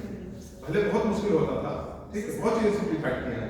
पहले सामान नोटिस जाता था, हम एक कागज में निकालते थे, लिखते थे। अब तो हमारे मोबाइल में मैसेज आता, 15 तारीख को आपकी डेट लगी, आप पहुँचिए। बहुत चीज़ें आसान है, तो सिंप्लीफाइड हुई हैं। पहले डिसीजन लेने में बहुत टाइम लगता था, बहुत फास्ट डिसीजन होते हैं। देखिए एक्चुअली नेगेटिव बातें बहुत जल्दी सोसाइटी के बीच में आती हैं और हम उसको ज़्यादा मजे से पढ़ते नहीं हैं। अच्छी चीज़ों को हम उतने अच्छे से पढ़ते नहीं हैं। मीडिया का भी यही काम है, जो अच्छी चीज़ें हमारी ड्यूटी है, जो गलत हुआ उसको छापेंगे। ठीक है, कई बार ऐसा है पब्लिक के सामने एक ऐसी पिक्चर भी क्रिएट करते हैं कि सरकारी सिस्टम सब गलत है, जबकि ऐसा नहीं है। जो अच्छा चीज़ है वो तो जे हम पेपर वालों से भी मीडिया से भी बात करते हैं तो वो भी ये कहते हैं कि ये तो आपका काम है, आप तो करेंगे, आपकी ड्यूटी है। जो नहीं हुआ वो हम बताएंगे सोसाइटी को, जो गलत हुआ वो हम बताएंगे। ठीक है, हमारा ही काम, ठीक है, उनका अपना काम, हमारा अपना काम। तो एक स्कीम्स का हो गया। अगला एक काम है इलेक्शन का। पहले साथ हम डेमोक्रेटिक सिस्टम में काम कर रहे हैं, पहले स्टार्ट के इलेक्शन है। हम असेंबली इलेक्शन, पार्लियामेंट्री इलेक्शन ये तो है ही, इसके अलावा पंचायत के इलेक्शन है, तमाम कोऑपरेटिव सोसाइटीज हैं उनके इलेक्शन हैं, कई तरह के इलेक्शन होते रहते हैं। ठीक है, हर जगह डेमोक्रेटिक सिस्टम है, उनके तमाम इलेक्शंस को एसडीएम ही कंडक्ट कराता है। कई जगह वो रिटर्निंग ऑफिसर होता है। रिटर्निंग ऑफिसर मतलब जो है वो जैसे विधानसभा में रिटर्निंग ऑफिसर होता है, वो विधानसभा को रिटर्न करता है कि जे बंदे को हमने इलेक्ट करके आपको भेजा है, इसलिए वो रिटर्निंग ऑफिसर वहां पे बोला जाता है। तो असेंबली इलेक्शन में होल एंड सोल एसडीएम को पावर है, आइदर वो वोट बनाने से लेकर है, ठीक है, और इलेक्शन को कंडक्ट करना है। प्रोसीजर एक इलेक्शन कमीशन ऑफ इंडिया ने ईसीआई ने बनाया है, उसको फॉलो करना है। बट हर कटिंग एज पे वही है, बहुत इंपॉर्टेंट पूरा डेमोक्रेटिक सिस्टम हमारा कॉन्स्टिट्यूशन और सब कुछ तो डेमोक्रेटिक भाई कॉन्स्टिट्यूशन अमेंडमेंट होना क्या होना सब पार्लियामेंट असेंबली में उन्हीं पे तो होना है, उनको करने वालों को इलेक्ट करना, ठीक है, वो एसडीएम का काम है। इवन जो पार्लियामेंट्री इलेक्शन होते हैं उसमें भी एआरओ वो होता है, वो भी पूरा वोटर लिस्ट वही होती है, ठीक है, खाली आरओ कलेक्टर होता है या किसी एडीएम रैंक का ऑफिसर होगा या सीडीओ होगा, मतलब मेजर काम उसको करना होता है। तो आप जो भी इलेक्शन समझिए, इलेक्शन को एसडीएम का ही काम है कराना। अगला इशू आता है कि जो डिजास्टर है, डिजास्टर में कई तरीके की चीजें आती हैं। आप डिजास्टर मैनेजमेंट एक्ट जरूर पढ़िएगा, उसको थोड़ा समझिएगा। कई तरीके की चीजें हैं उसमें, हमारा नेशनल लेवल पे कमेटी है, स्टेट लेवल पे कमेटी है, डिस्ट्रिक्ट लेवल पे कमेटी है और तहसील लेवल पे उस तरह की कमेटियां हैं। जो नेशनल लेवल पर कमेटी है वो प्राइम मिनिस्टर साहब की राजस्थान में है, स्टेट में चीफ मिनिस्टर साहब के, और देन नीचे आ जाएंगे डिस्ट्रिक्ट मजिस्ट्रेट की, ठीक है, वो फिर पॉलिटिकल रोल्स करके डिस्ट्रिक्ट मजिस्ट्रेट की राजस्थान कमेटी है। तो ये इसमें रेगुलर में काम करना है। अब जैसे चाहे अभी सीरिया में, तुर्की में देखें ना, 50,000 से ज्यादा लोग, हो सकता है और भी ज्यादा हो, इस तरह के कैजुअलिटी वहाँ पे हुई है। वहाँ इस तरीके के अर्थक्वेक के इशूज आते रहते हैं। इंडिया का भी कुछ एरिया प्रोन एरिया है, चाहे गुजरात का है, कच्छ का है, पहाड़ का एरिया है, नेपाल का है, साइड में है। तो ये किस तरीके से यहाँ पे काम करे, हमारा इंडिया बना है, नेशनल डिजास्टर रिस्क फोर्स भी बना है, ठीक है। तो इस तरीके से स्टेट को भी उसको पावर दे रखा है कि आप भी अपना फोर्स क्रिएट कर सकते हैं। सामान्यतः उत्तर प्रदेश में पीएसी की विंग इसमें होती है जो रेगुलर उसमें काम करती हैं, चाहे बाढ़ हो, सूखा हो, ठीक है, या किसी भी तरीके की कैलेमिटी आती है तो उसको मीट आउट करने के लिए होते हैं। हम आर्मी का भी उसमें यूज कर सकते हैं, वहाँ भी इस तरीके की विंग होती है। पुलिस के पास अपने ऐसे कोई संसाधन सामान्यता नहीं होते हैं कि पता चला कि कहीं पे बाढ़ आ गई है तो फिर उनका अपना वो सामान्यता पीएसी को ही फिर उसमें एंगेज करते हैं, वो उसमें एक्सपर्ट्स होते हैं। तो इसमें पूरा रेगुलर सिस्टम होना चाहिए जी, इसमें हम बहुत पीछे हैं।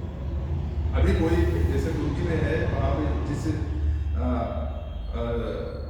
रिक्टर स्केल पे भूकंप आया, यदि वो लखनऊ में आया तो बाबा जाने क्या 7.8, हाँ 7.8, ठीक है, तो क्या हालत होगी, ठीक है। जितनी एनर्जी वहाँ पे, मतलब जितना एटम बम जो है नागासाकी उस पे गिराया उससे ज्यादा पावर का समझिए, मतलब 7 पॉइंट, जैसे जैसे उसका पॉइंट भी बढ़ता है एक्सपोनेंशियल उसकी पावर ग्रोथ होती है उनके ज्योग्राफी में। तो वो हमारे पास क्या सिस्टम है कि नहीं है। देखिए जहाँ पे हमारी कुछ कमियां हैं, ये फैक्ट्स बात हम उनके सामने नहीं रखेंगे तो लगेगा कि देखिए ये सच्चाई से वाकिफ नहीं है। 2005 में हमारा नेशनल डिजास्टर मैनेजमेंट एक्ट आया, उसके बाद इसमें काफ़ी काम हुआ। पहले तो बहुत सिस्टमेटिक नहीं था, अब थोड़ा सिस्टमेटिक कर रहे हैं। रेगुलर अपने कोर्सेज में भी सीबीएसई में और उनमें शामिल इसको किया गया है, ठीक है।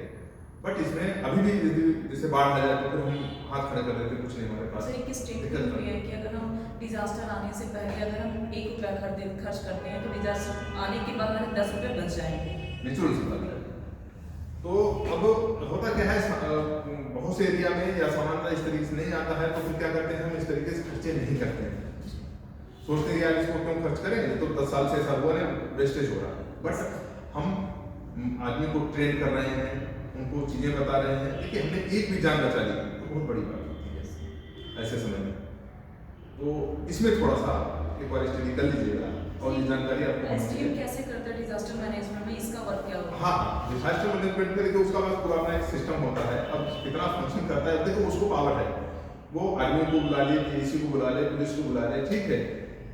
इवन डिजास्टर मैनेजमेंट एक्ट में अभी जो कोविड का इशू आया, सब पावर उसी से देखिए हमने लिया है। हम किसी भी सेंट्रल गवर्नमेंट के ऑफिसर को भी देखिए, सेंट्रल का अपना अलग सिस्टम है, स्टेट का अपना अलग है। But disaster management act central के ऑफिसर को, डिस्ट्रिक्ट मजिस्ट्रेट को पावर देता है कि वो सेंट्रल के बैंक को और भी इनकम टैक्स के ऑफिसर को इंगेज कर सकता है वहाँ पे। इसमें पावर उसको मिलता है कि वो इंगेज कर सकता है, वो डायरेक्शन दे सकता है, ऐसे ऐसे करिए, कुछ रिस्ट्रिक्शंस लगा सकता है, ठीक है। 144 की धारा होती है जो आप पढ़ेंगे, जिसमें कह देते हैं ना कि भाई बिना परमिशन ये नहीं करेंगे, वो नहीं करेंगे, तमाम समय में जैसे परीक्षा चल रही है वो तमाम तरीके रिस्ट्रिक्शंस लगाते हैं। जो कर्फ्यू शब्द आता है ना, कर्फ्यू कहीं वैसे है नहीं, इनडायरेक्ट लिखा हुआ कर्फ्यू बेसिकली यही है कि कुछ रिस्ट्रिक्शंस, हमारी जो फ्रीडम है उसमें कुछ रिस्ट्रिक्शंस हम लगा देते हैं, ठीक है। तो वो एक तरीके से कर्फ्यू कहा जाता है। एक शायद इंग्लैंड में कोई दरोगा था, उसका नाम कर्फ्यू था, वो जिधर निकल जाता था सब लोग भाग जाते थे, छिप जाते थे। धारा 144 और कर्फ्यू में क्या डिफरेंस है, पूछा आपने? नहीं, डिफरेंस कुछ नहीं है, तो 44 ही कर्फ्यू है, ठीक है। हम उसमें रिस्ट्रिक्शंस जैसे बढ़ाते चले जाएंगे। सर हम लोग अपने आप में उसको एक्सप्लेन कर रहे थे कि धारा 144 जब लग जाती है तो 4 से अधिक लोग इकट्ठा नहीं हो सकते ग्रुप। नहीं, हम उसमें लिखेंगे 5 एकड़ से ज्यादा लोग इकट्ठा नहीं होंगे, हम कहते हैं 10 से ज्यादा नहीं इकट्ठा होंगे, वो तो आप पे है। सर कर्फ्यू में हम लोग एक्सप्लेन कर रहे थे मतलब उसको अपने वर्डों में कि कर्फ्यू में क्या होता है, पूरी तरीके से बंद हो जाता है। नहीं, ऐसा कुछ नहीं। कर्फ्यू 144 में बहुत कोई अंतर नहीं है, उसमें हम किसको कर्फ्यू कहेंगे कि हम पे डिपेंड करता है। कर्फ्यू वर्ड वैसे हमारे सीआरपीसी में कहीं नहीं लिखा है, ठीक है, कहीं टेंशन नहीं है। ये सिर्फ हम किस तरीके से रिस्ट्रिक्शंस लगा रहे हैं, उसको कर्फ्यू वर्ड इस्तेमाल करते हैं। तो घरों से नहीं निकलेंगे, घरों के अंदर रहेंगे सब, ठीक है, ये कर्फ्यू लगा दिया भाई। मतलब एक बंदा था, दरोगा था इंग्लैंड में, वो उस एरिया में जाता था तो सब लोग घरों में छिप जाते थे, तो मेरे कर्फ्यू आ गया, सब घर में थे। तो वो वर्ड इतना पॉपुलर हो गया, वो यहाँ भी उसको इस वाले कर्फ्यू लगा दे, तो आम आदमी 144 नहीं जानेगा, आम आदमी भी कर्फ्यू जानता है, कर्फ्यू लगता है सब घर के अंदर, बस इतना है। तो उसने अब जैसे जैसे रिस्ट्रिक्शन लगाया, आपने कहा कि भाई ठीक है कि घर से बाहर कोई नहीं निकलेगा। दूसरा बात उसमें आपने कह दिया भाई ठीक है कुएं से पानी ले सकते हैं, है कर्फ्यू, लेकिन भाई जरूरत के हिसाब से पानी ले सकते हैं। या कर्फ्यू में कहते हैं ना थोड़ी ढील दे दी, लगा कर्फ्यू में, कर्फ्यू में ढील दे दी, कह दिया भाई 2 घंटे के लिए भाई जरूरत के सामान आप मार्केट से ले सकते हैं। लगा कर्फ्यू करे ढील दे दी तो फिर कर्फ्यू कहाँ उसमें, तो कर्फ्यू ऐसे कुछ नहीं है, वो हमारी रिस्ट्रिक्शन से उसमें हमने कुछ रिलैक्सेशन दे दिया है उस टाइम पे। उसमें और थोड़ा रिस्ट्रिक्शंस लगा सकते हैं, भाई हम घर ही खाना पहुंचाएंगे, कोई घर से बाहर नहीं निकलेगा, पानी में उनको हम पहुंचाएंगे। कई बार ऐसा तो लाइट काट दिया और कुछ कर दिया और रिस्ट्रिक्शन दिया, हमने जो है नेट सर्विस बंद कर दिया, मोबाइल और टेलीफोन बंद कर दिए ताकि जो बड़ा आदमी लगता है, ये सब चीजें करती हैं। हाँ, बात चल रही थी एसडीएम क्या क्या करता है, तभी फिर आप जान पाएंगे। बहुत सी ऐसी चीजें हैं तो आप तत्कालिक रिलीफ लोगों को दे सकते हैं। देखो सोसाइटी में है क्या, तत्कालिक की समस्या ज्यादा है, लॉन्ग टर्म की समस्याएं देखिए तो वो कोर्ट कचहरी सब बना है। कोई बंदा आपके सामने आता है, कई बार आप देखेंगे, आपके सामने भी हुआ होगा, कई बार आपके सामने ऐसी बहुत परेशान है, आप रोने लगे, ठीक है, आपकी मदद सामने दिया, बहुत परेशानी थे, आपकी मदद सामने दी गई तो आप रोने लगे, आपने अपनी समस्या या अपनी कठिनाई का उनसे इजहार किया। थोड़ी देर बाद क्या करेंगे, हम क्यों हो गए, सब चीजें खत्म हो गई, तो मतलब रिलैक्स हो गया, लगता है कि हम बेकार हो गए, पता नहीं। तो ये जो इमोशनल वाला पार्ट है ना, यही एसडीएम वाला काम है, ये टफ पार्ट है। उस समय बंदा कोई भी डिसीजन ले सकता है कि वो अपने को खराब कर सकता है। अभी एक घटना हो गई देहात में, एक मदर और उसकी डॉटर अगर और वो ठीक है, आज वो होती तो हो सकता वो जो उनकी अपेक्षा रही होती वो उसका अकॉर्डिंग उसका डिसीजन हो गया, उसमें प्रशासन की भी लापरवाही रही। बट ऐसा है कि एक्चुअली हम लोग दिन भर में 100 काम करते हैं, हम लगता है 100 काम एक तरीके सिस्टम से निकल जाए, उसको भी ऐसे ले लेते हैं तो उसमें इस तरीके कुछ एक्सीडेंट हो जाते हैं। हम हर काम को प्रोटोकॉल के हिसाब से फॉलो करें तो दिक्कत नहीं, मतलब यदि वहाँ पे हम किसी चीज़ को हम नहीं गए थे तो हर बंदे को निकाल के बाहर करना चाहिए, ठीक है। ज़्यादा उसमें कुछ हो रहा था, महिला पुलिस भी थी, उनको अरेस्ट करना चाहिए। ये 151 में ही होता, आप अरेस्ट कर सकते हैं। इस तरीके से वहाँ पे ड्यूटी हो रही, आपकी बात को नहीं मानते हैं, आप 151 उनको अरेस्ट कर सकते हैं, फिर आप उसको तोड़ डाल सकते हैं, जो भी करना था कर सकते हैं, तो इस तरीके एक्सीडेंट नहीं होता। खैर, हम बात ये कर रहे थे कि क्वेश्चन बन सकता है, हम लोगों से पूछा जा सकता है। हाँ, कैसे एक्सप्लेन किया आप होते तो क्या अभी मैं मेरठ में एडीएम था, तो मेरे से पहले वहाँ पे एक बिल्डिंग को तोड़ थे, हाई कोर्ट का ऑर्डर था, एंड कोर्ट की बिल्डिंग थी, और उनको लगा कि ठीक है अभी थोड़ा थोड़ा कोर्ट में है, और बहुत ज़्यादा उन्होंने पब्लिक को बहुत ध्यान नहीं दिया, जबकि उनको इवैक्यूएट कर देना चाहिए था, पूरा सर्च कर लेना चाहिए था, कोई बंदा तो नहीं था। उसमें कुछ लोग अंदर थे और उसमें शायद एक पिलर वो हटाया और बिल्डिंग ऊपर से गिरी आई, 8 लोगों की उसके अंदर डेथ हो गई थी। तो हम उसे यदि प्रोटोकॉल को फॉलो किया होता, भले हम छोटा काम कर रहे हैं, बड़ा काम कर रहे हैं, बट एक प्रोसीजर है, उसको हमें फॉलो करना चाहिए। हम पहले रिक्रूट करना चाहिए पूरी तरीके से, उसको गार्डन कर देना चाहिए, भैया इसमें कोई नहीं आएगा हमारे कंट्रोल में, फिर आप जो भी करना है आप करिए, ठीक है। उसके बाद उसमें ऐसा एक्सीडेंट हो गया, बहुत सी उसकी दुकानें थी जो इवेक्यूएट नहीं हो पाई थी। जब फिर मैं गया तो फिर मैंने उसको सब कराया, लेकिन एक प्रोसीजर से वो दिक्कत नहीं हुई। हम सुबह पता चला 6 बजे हम सब लोग फोर्स लेकर अपना सिस्टम लेकर पहुंचे, जब पूरा खत्म कर दिया। और फिर पहले लिस्ट होती है, उसको बहुत मतलब आपसे डिस्कस करने का विषय नहीं है। कहने का मतलब एक प्रोटोकॉल है, उसको फॉलो करना चाहिए, आज कैजुअली नहीं करना चाहिए। जब हम कैजुअली करते हैं तो इस तरीके के एक्सीडेंट होते हैं, और जो कहीं हो सकते हैं। हम चाहे इंटरव्यू देने जा रहे हैं, कुछ भी करने जा रहे हैं, हम अपने जिस काम करने जा रहे हैं पूरी शिद्दत से उसको करना चाहिए, जाना चाहिए। तो बात कर रहे थे एसडीएम के काम की, ठीक है, अभी पूरे खत्म नहीं हुए। जो तत्कालिक चीजें आती है ना, चाहे वहां पे कोई एक्सीडेंट हो जाएगा, बहुत बड़ा नुकसान हो जाएगा सोसाइटी में, किसी बंदे की डेथ हो जाए, वो आप तत्कालिक उन चीजों को रोक सकते हैं, तत्कालिक रिलीफ आप दे सकते हैं। जितनी स्कीम्स हैं गवर्नमेंट की, वो आपके थ्रू ही रन कर रहे हैं। आप पूरे गवर्नमेंट के देखिए, हमारा काम आज देखिए जो वेलफेयर स्टेट ज्यादा इम्पोर्टेंट हो गया है, ये पुलिस स्टेट में वेलफेयर ज्यादा है। हम हर चीजों को वेलफेयर में हम फैसिलिटेट करना, धीरे धीरे क्या है, पहले एक खास सिस्टम, गांधी जी भी ऐसा करते थे कि भाई हम गवर्नमेंट को कम से कम जो है सोसाइटी में इंटरफेयर करना चाहिए, उनको सेल्फ इंडिपेंडेंट होना चाहिए, बट ऐसा हो नहीं रहा। धीरे धीरे हम पहले आप देखें 4-6 साल पहले देखें, बहुत कम अनाज बढ़ता था, सबको अनाज दिया जा रहा है, ठीक है, पेंशन दी जा रही है, गैस भी दिया जा रहा है, सड़क नाली बिजली पानी तो सब चीज़ है, लेकिन तो सड़क और लाइट तो आम आदमी नहीं कर सकता। तभी सोलर वोलर और इस तरीके के सिस्टम भी आ रहे हैं कि इंडिपेंडेंटली आदमी कर सकता है अपना, बट हर चीज़ को गवर्नमेंट ने अपने हाथ में ले लिया, तो हमारा रोल उतना ही ज़्यादा बढ़ जाता है। एसडीएम का काम है, इतने डिपार्टमेंट काम करते हैं, उनसे सबसे कोऑर्डिनेशन है। आप जो है तहसील में की है, आप तहसील में उस सब डिवीजन में की है, कोई भी ये डिपार्टमेंट सही से काम नहीं कर रहा है, किसी गवर्नमेंट की स्कीम्स को सही तरीके से नहीं रन हो रही हैं, तो आप उसमें हस्तक्षेप कर सकते हैं और आपको करना चाहिए।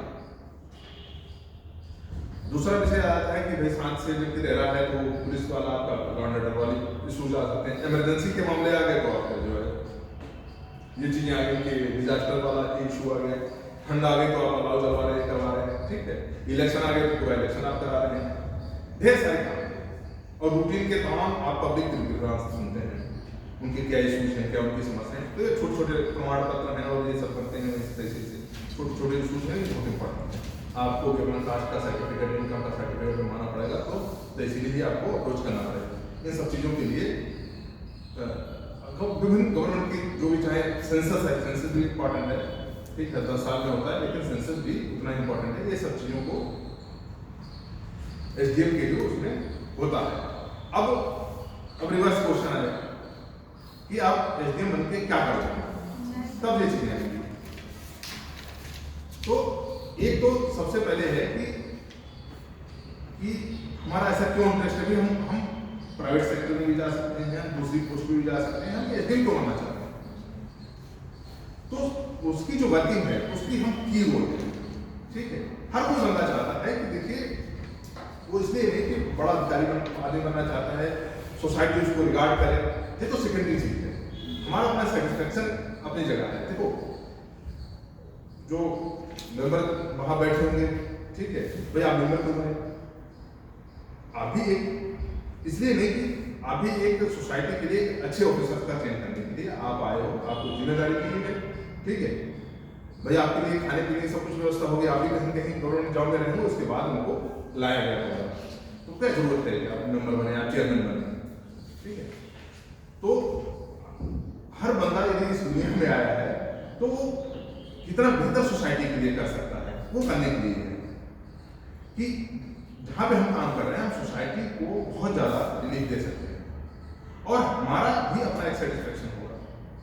गवर्नमेंट की तमाम स्कीम्स हैं, उनका हम पार्ट हैं, बिना उसके नहीं चल सकता सिस्टम। जिस तहसील में हम बैठेंगे तो सभी स्कीम को हम बेहतर तरीके चला सकें, हम अपने हिसाब से हम सोचें कि हम इतना बेहतर कर सकते हैं, कितना ट्रांसपेरेंट तरीके से बिना करप्शन के हम चीज़ों को रन कर सकते हैं, वहाँ पे हमारा रोल होगा और हमारा अपना एक फ्यूचर ये होगा हम हमारा प्रमोशन भी इसमें सबसे अच्छा न्यूज है प्रमोशन के तो पीसीएस सर्विस में है, मतलब एसडीएम वाली ब्रांच में, ठीक है, कि वो एज ए रीजनल मजिस्ट्रेट भी है, फिर एडीएम भी है, कलेक्टर बनता है, किसी डिपार्टमेंट का एचओडी भी बनेगा, ठीक है। तो उसको सोसाइटी के लिए, गवर्नमेंट की स्कीम्स के लिए भी, डेमोक्रेटिक सिस्टम के लिए भी, ठीक है, डिजास्टर मैनेजमेंट के लिए, वो एक अपने देखिए जब कभी कोई काम होता है तो लगता है कि देखिए एक बंदा है जो सबको गाइड कर रहा है, सही गाइड करना मतलब मिसगाइड नहीं करना, गाइड करना है, ये नहीं कि हम खाली अपने मजे के लिए गाइड कर रहे हैं। इसलिए हाँ ये बड़ी समस्या है, उसको एक बंदा है जो उसका अपना विजन है। देखिए आज जहाँ पे आप हैं वो आपका अपना विजन हो सकता है, जब आप जहाँ पे पहुँचते हैं, अभी आप जब आईएएस हो जाएंगे तो आपका विजन एकदम चेंज हो जाएगा। यदि अभी आप पॉलिटिकल में चुनेंगे आपका विजन अलग हो जाएगा। हम मानते हैं पॉलिटिकल व्यक्ति का विजन सबसे ज़्यादा अच्छा होता है, वो सबसे ज़्यादा जानता है, सबसे ज़्यादा लोगों के पास घूमता रहता है, सबसे ज़्यादा विदेश घूमता है, दुनिया ज़्यादा घूमता है, हम लोग एक जगह बैठे रहते हैं, हमारा काफ़ी कुछ मतलब जैसा आप देखेंगे वैसे ही आपको दिखेगा। तो आप जिससे लगता है कि एक बंदा सबको गाइड कर रहा है, वो इसलिए गाइड कर रहा है उसका विजन ज़्यादा है, ठीक है, और वो जो भी प्रॉब्लम आई है उसको गाइड कर रहा है और उसको मीट आउट करेगा, तो उसमें आपका रोल है, ठीक है। हमें कोई बाहर से देखेगा या बाहर खड़ा जो उसके डायरेक्शन में काम कर रहा है वो भी सोचेगा काश हम भी एसडीएम होते तो हम भी इस तरीके से कर रहे होते, लेकिन ये कोई चीज़ मजे की नहीं है, ये एक जिम्मेदारी की चीज़ है, एक रिस्पॉन्सिबिलिटी है। तो जैसे इनके वर्क हैं कि सोसाइटी को तत्कालिक रिलीफ देना, ठीक है, बहुत समस्याएं हैं सोसाइटी में आज के समय में, जैसे अब वैसे देखा जाए तो आईटी और ये सब चीज़ें हुई ना, एक आदमी दूसरे से तो बात कर नहीं रहा, सब इसी पे लगे हुए हैं, कितनी समस्याएं हैं तमाम, जब आप देखेंगे सोसाइटी में पता चलेगा कि ये समस्याएं नहीं होती, कितना मुश्किल है, ठीक है। तो उनकी जो समस्याएं तत्कालिक तो आप रिलीफ दे सकते हैं। गवर्नमेंट की तमाम स्कीम्स हैं, उसमें हमारा की रोल है, डेमोक्रेटिक सिस्टम में इलेक्शन में हमारा की रोल है, ठीक है, डिजास्टर में हमारा की रोल है, लॉ एंड ऑर्डर में हमारा की रोल है। इन सब चीज़ों में देखते हुए हम सब डिवीजन में जो वेलफेयर हो सकता है गवर्नमेंट की स्कीम्स में वो बेहतर तरीके से कर सकते हैं, ऐसे सिस्टम का हम पार्ट बनना चाहते हैं। सर एसडीएम के अंदर कितने डिपार्टमेंट आते हैं लगभग? इसी कोई समझ मतलब सब टोटल जो जिले के डिफरेंट डिपार्टमेंट है सब उसके अंदर, तो कुछ सब कहते हैं 95, तो सर ऐसा ऐसी कोई गिनती नहीं है, तो गिनती तो करना बहुत मुश्किल है, गिनती करना उसमें जितने डिपार्टमेंट है सब एसडीएम स्टेट गवर्नमेंट के जितना है सब उसके अंदर नहीं है। इवन जो है एसडीएम को ये भी पावर है कि यदि वो रेलवे को उसको लगता है कि कुछ प्रॉब्लम है, वो रेलवे को भी डायरेक्ट कर सकता है, ट्रेन मतलब ये आगे नहीं जाएगी, वो बोलेगा नहीं ठीक है अब हम इसको चेक करेंगे इसमें कुछ प्रॉब्लम है, जो कि सेंट्रल का है, गवर्नमेंट ऑफ इंडिया उसको गवर्न करता है, ठीक है। तो मुझे लग रहा है कि एसडीएम पे क्वेश्चन पूछा जाएगा बेहतर तरीके से, मुझे लग रहा है बता सकते हैं, वहाँ के और भी कुछ ऑफिसर आएंगे उनसे भी थोड़ा सा आप पूछेंगे तो सब अपने अपने तरीके से उसको बताते हैं, तो आपको बेहतर है वो उन चीज़ों को अपने साथ रखना है। एसडीएम अंदर क्या करेंगे तो अपने आप बात खत्म होगी। अगर आप एसडीएम हैं तो क्या डीपीएसपी पर कार्रवाई कर सकते हैं? देखिए दोनों एक तरीके से एक बॉडी के हाथ पैर, ठीक है, दोनों हाथ है, एक हाथ एसडीएम है एक तो डीपीएसपी है, बट ये तय है कि एसडीएम फाइनल वही है, ठीक है, वो उसके निर्देश पे ही काम करता है। डीपीएसपी को एज सच इंडिपेंडेंट कुछ पावर नहीं होता है देखा जाए तो। देखिए जब इसको करेगा डिप्टी कलेक्टर होता है, ठीक है, यदि एसडीएम डीपीएसपी रहेंगे तो आपको बहुत फील होगा, ठीक है,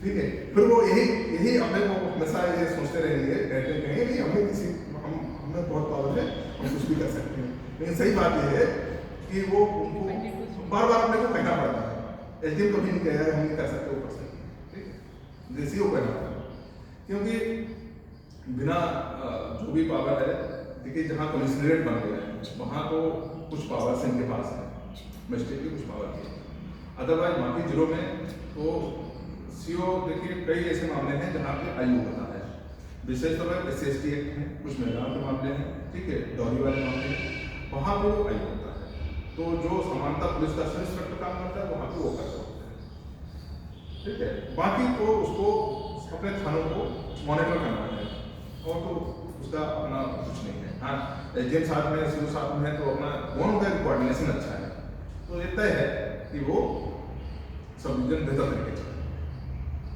ठीक है, शांति व्यवस्था अच्छी बनी रहे, पूरा बदमाश। देखिए सोसाइटी में हर तरीके का आदमी होता है कि वो चाहता है कि हमें कुछ मेहनत ना करनी पड़े और हमें अंजू, हमें रिस्पेक्ट भी मिले, रिगार्ड भी मिले, कुछ नहीं है हमारे पास ताकत है, ये है वो है, इस तरीके से कुछ लोग प्रभावित करते रहते हैं। तो ये चीज़ें ना, ठीक है। बाकी जो मेजर काम है एसडीएम का 5% है ऑर्डर वाला, बाकी तो दिन भर उसको 95% काम दूसरे करने हैं। तो सीओ अपना 5% में देख ले कहाँ पे, ठीक है। तो उसमें छोटा नीचे का कोई ऐसा इशू नहीं है, बट फाइनल तो फिर एसडीएम है। एसडीएम की नई शक्तियाँ कौन कौन सी हैं बता दिया आपको। मजिस्ट्रेट पावर क्या होता है, क्या है, ये तो समझते जो सीआरपीसी में पावर कहते हैं सब मजिस्ट्रेट पावर है। खाली लाठी चलाना ही या जो है गोली चलाना ही नहीं है। आप इंग्लिश को जरूर पढ़ लीजिएगा, शासन और सरकार में क्या अंतर है। देखिए एसडीएम के वर्क को बोले कि एसडीएम क्या क्या काम करता है, तो क्या सर हम उसको एसडीएम से अगर हम बात करें कि एसडीएम क्या क्या